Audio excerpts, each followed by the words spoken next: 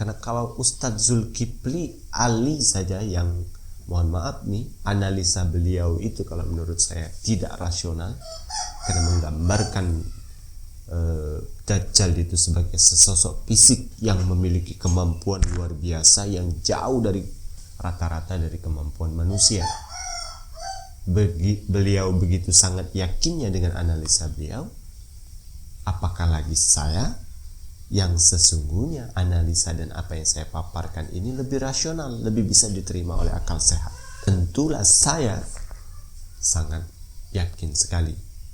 Apalagi sangat banyak kita temui sekarang ini, baru-baru ini, sekitar 3-1 minggu yang lewat, bahwa akun Ustadz Abdus Somad itu udah nonaktif. Akunnya FPI Front TV itu sudah tidak aktif.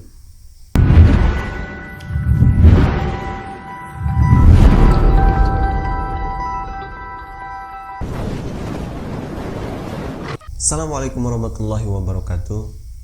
Alhamdulillahirabbil alamin. Allahumma shalli ala sayyidina Muhammad wa ala ali sayyidina Muhammad. Alhamdulillah, sahabat-sahabatku, kembali lagi bertemu saya di channel saya, Ramlan Abdillah. Mohon maaf sebelumnya karena sempat vakum beberapa saat, mungkin lebih dari 1 bulan, karena kesibukan saya agak sedikit kesulitan untuk bisa kembali eksis memproduksi video. Di samping itu juga saya memang punya 3 buah channel. Yang pertama adalah channel keluarga, dan yang kedua adalah channel saya pribadi, akan tetapi lebih banyak berperan di belakang layar. Kemudian ini channel ketiga saya, yang saya langsung bertatap muka dengan sahabat-sahabat sekalian. Pertama, karena memang itu bentuk kecenderungan saya secara pribadi, punya beberapa channel. Yang kedua adalah karena memahami bahwa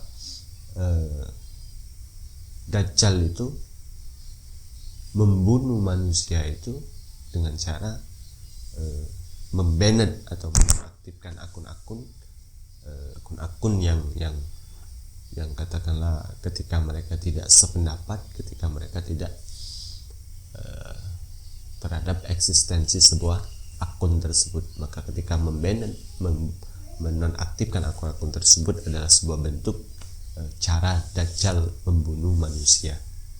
Jadi ketika saya punya beberapa channel, yaitu adalah sebuah bentuk antisipasi saya kalau seandainya akun saya tersebut dibanet atau dinonaktifkan oleh orang-orang yang berkepentingan agar tidak eksisnya akun-akun tersebut. Sahabat-sahabatku yang dimuliakan oleh Allah Subhanahu wa taala, persis seperti apa yang saya prediksi sebelumnya. Jadi ketika saya sampaikan ini di orang-orang terdekat saya, orang-orang di sekitar saya, teman-teman saya dan sebagainya, ada banyak dari mereka yang tidak sependapat dengan apa yang saya utarakan, apa yang saya analisa ini.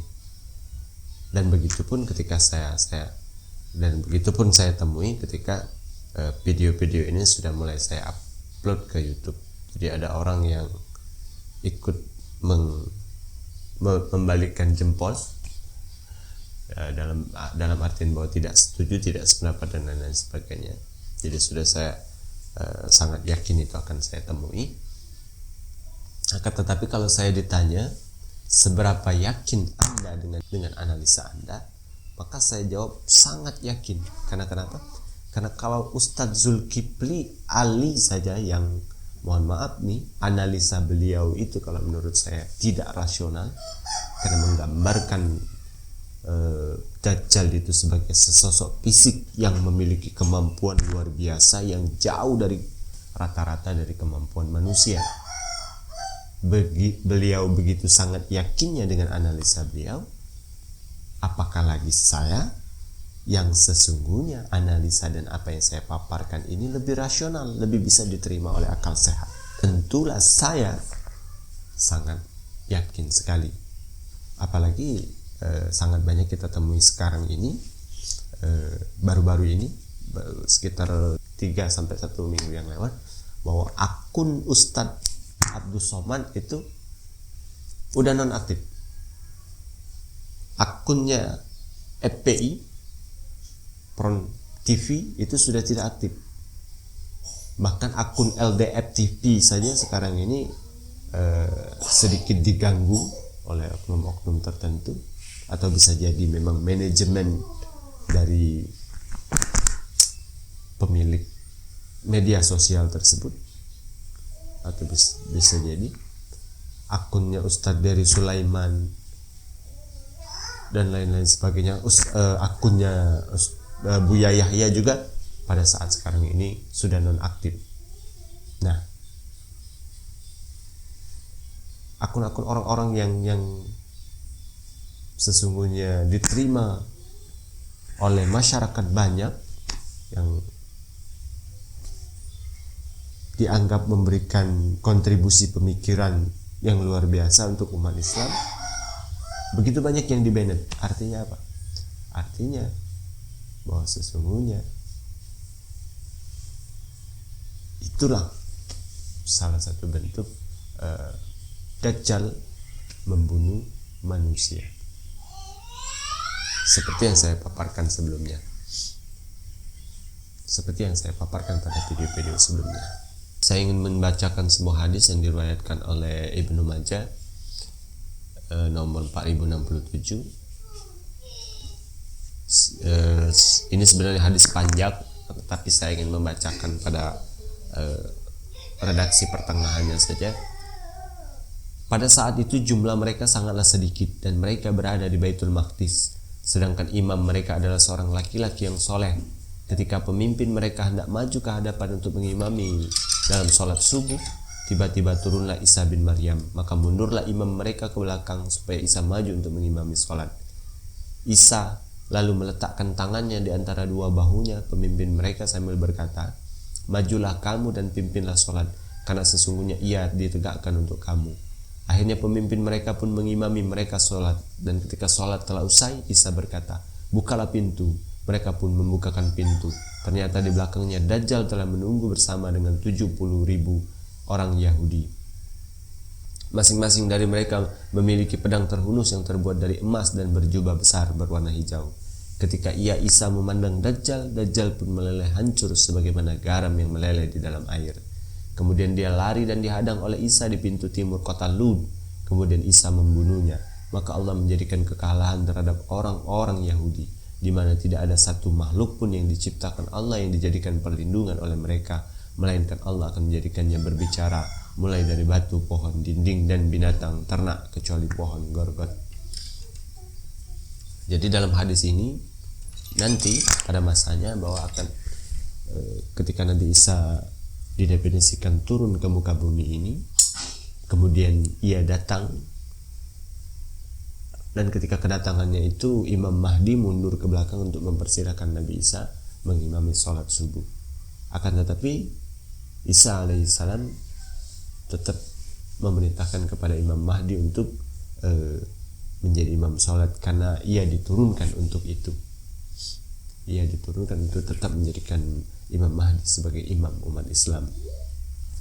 Dan ketika selesai sholat, maka dibukalah pintu masjid, dan pada saat itu bertatapanlah antara Isa alaihissalam dengan Al-Masih Dajjal. Maka seketika itu pula lah Al-Masih Dajjal itu meleleh seperti melelehnya garam di dalam air.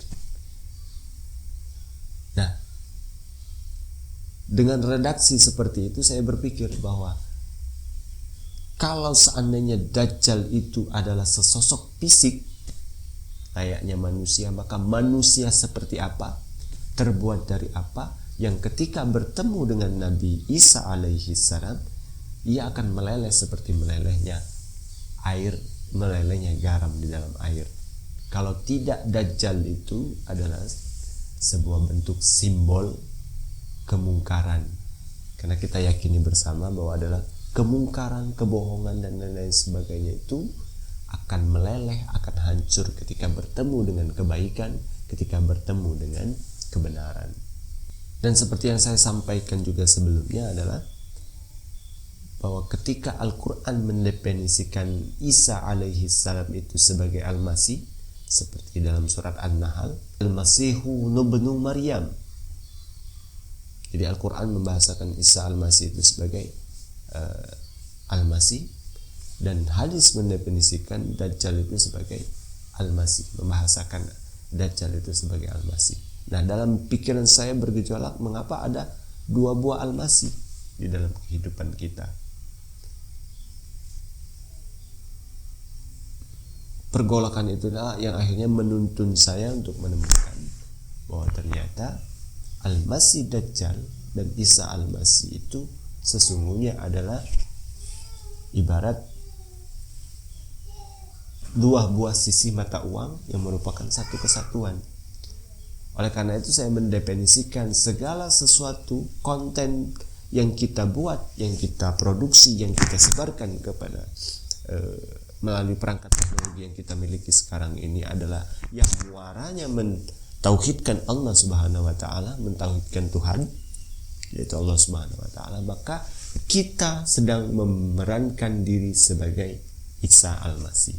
Karena kesadaran itulah yang akhirnya memotivasi saya untuk mencoba membuat channel YouTube ini, karena saya ingin memposisikan diri saya dan mengajak sahabat-sahabat sekalian untuk sama-sama memproduksi, membuat, menyebarkan seluruh konten apapun itu, baik di bidang ekonomi, baik di bidang pendidikan, baik di bidang seni, budaya, konten game, konten permainan, dan lain-lain sebagainya, yang muaranya adalah mentauhidkan Allah Subhanahu wa taala, maka kita terdefinisi memposisikan diri sebagai Isa Al-Masih, Isa alaihi salam. Akan tetapi ketika konten yang kita buat, konten yang kita produksi, konten yang kita sebarkan kepada melalui perangkat media yang kita miliki ini, yang itu mengajak orang lain untuk bermaksiat kepada Allah, menzolimi diri sendiri dan mensekutukan Allah Subhanahu wa taala, maka mereka adalah orang-orang yang memerankan dirinya menjadi Al-Masih Dajjal. Oke sahabat-sahabat sekalian, sampai di sini dulu perjumpaan kita. Mohon maaf kalau ada kesalahan, dan kepada Allah mohon ampun. Tetap like video ini, subscribe channel ini, dan nyalakan loncengnya agar kita tetap bisa bersama-sama belajar menguak tabir rahasia alam fenomena akhir zaman.